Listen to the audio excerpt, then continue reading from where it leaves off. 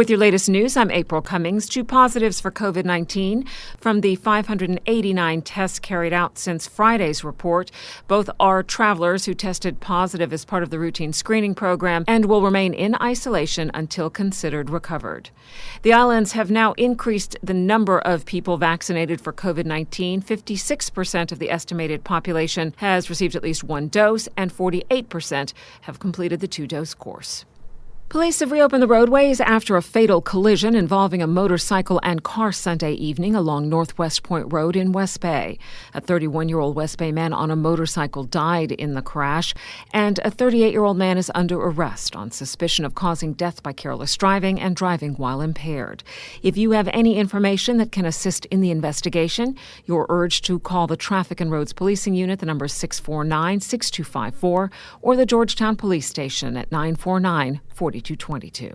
There are changes to how your biometric data will be collected for visa and British citizenship applications. Radio Cayman's Dion Anglin has more. The Governor's office says it is using a new provider for UK biometric services starting Tuesday, May 4th. For the past 6 months, the Governor's office has been handling biometric collection, assisting 130 UK citizenship applicants and 162 UK visa applicants. Now the service will be available at the Oceanside Group Suite on the 4th floor of the Genesis building in Georgetown. You will be able to book the appointments online.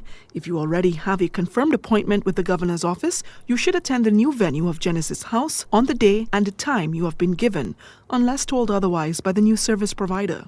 His Excellency, the Governor Martin Roper, says he would like to give special thanks to the staff in his office in collaboration with the High Commission in Jamaica and UK Visas and Immigration for organizing a quick solution in response to challenges posed by COVID-19, in particular the restrictions on UK VI staff travel to Cayman to deliver the service directly as was done before the pandemic. Biometrics will no longer be taken at the Government Administration Building.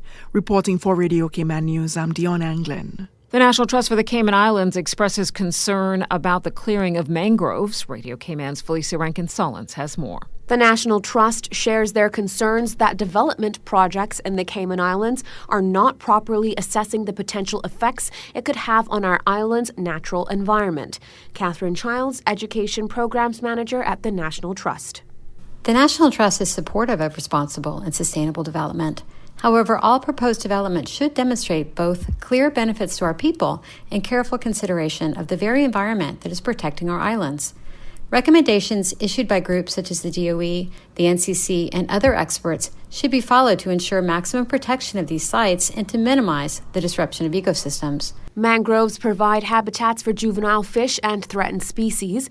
They provide an effective storm buffer during hurricanes and tropical storms and also help to prevent erosion and are effective at storing carbon. Once developed, it is extremely difficult, if not impossible, to restore the critical biodiversity nature has created.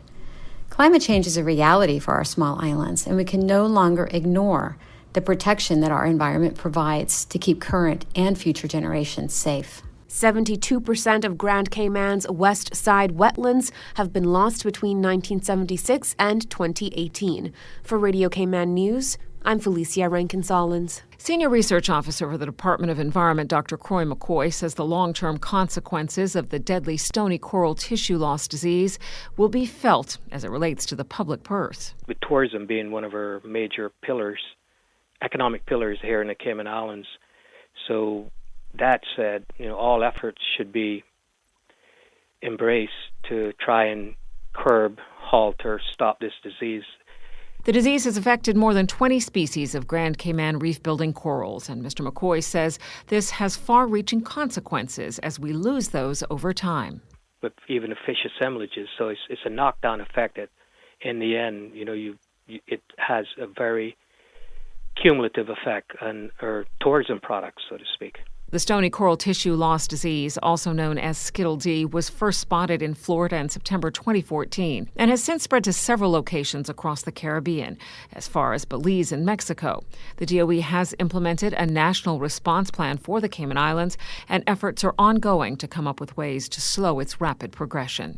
Turtle nesting season officially opens in Cayman, and there are a few things you need to keep in mind. Radio Cayman's Shanda Gallego explains. Turtle nesting season runs from May until November, and during this time, the Department of Environment is encouraging residents to help protect these threatened species. During turtle nesting season, the DOE says it is illegal to disturb turtles in the water or on the beach, and this includes interfering with nests. The DOE encourages residents to turn off beachside lighting unless you have turtle-friendly lighting installed.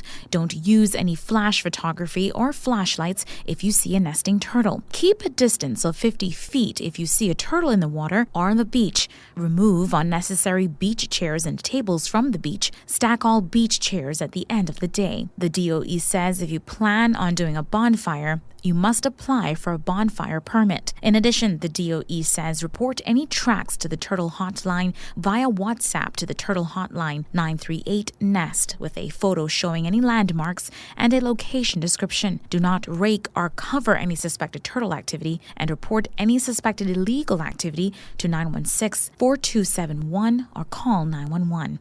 Shanda Gallego, Radio Cayman News. The Cayman Islands could finally see some relief from the heat. Radio Cayman's Carsley Fuller brings us more from the National Weather Service's monthly Climate All-in-One Bulletin. Every month, the National Weather Service sends out the report, which breaks down some of the more interesting weather events over the last few months, as well as teeing up what's to come. According to the report, average temperatures range between 68 and 89 degrees Fahrenheit in March, with average temps clocking in at 80 degrees.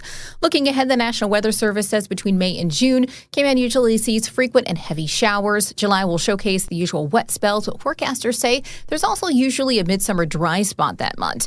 There's a 50% probability of above normal temperatures for the next 2 months, and forecasters say you can also expect, quote, intense nighttime heat, along with warmer than usual daytime temps. Looking at precipitation, Cayman saw 2.7 inches of rain between January and March, which is below the climatological range. The May to July outlook usually sees 15 to 19 inches of rain, and the outlook calls for 45% probability of above normal rainfall. Historically, during this period, there's 18 to 28 wet days, and the forecast is actually for more at 21 to 36 days in the next 3 months. Between 3 and 6 wet spells are the norm for May to July, and the forecast calls for 0 to 1.5 extreme wet spells for Cayman this period. Looking at temperature, between January and March, the average temp was 80 degrees, which was slightly higher than normal. The usual temperature range from May to July at Owen Roberts is about 84 degrees, and the outlook is for 50% chance of above normal temperatures. The usual higher night and daytime temperatures are also forecast for the period of May to July. Usually there's 7 heat wave days over the next 3 months, and there's a 40 to 50% chance of at least 7 heat wave days coming up in the next quarter. Reporting for Radio Cayman News, I'm Carsley Fuller. The Department of Children and Family Services has named local cadet Trevor Carmola Jr. as its 2021 Child Month Award recipient. Despite his young age, Trevor has had quite an interesting life so far.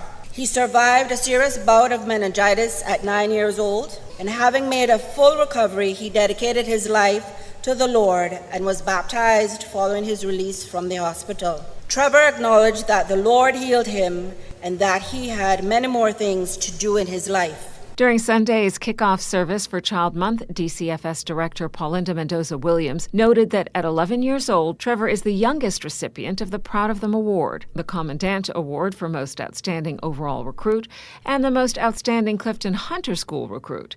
In 2019, Trevor was awarded Cadet of the Year and had the distinct pleasure of welcoming Sarah Ferguson, Duchess of York, while in Cayman. His most noble accomplishment, however, is the saving of the life of Mr. Ray Terry, whom he pulled from a house fire in Lower Valley on the afternoon of the 8th of April, 2021. He attributes the rescue to instinct and his rescue operations training received from the Cadet Corps.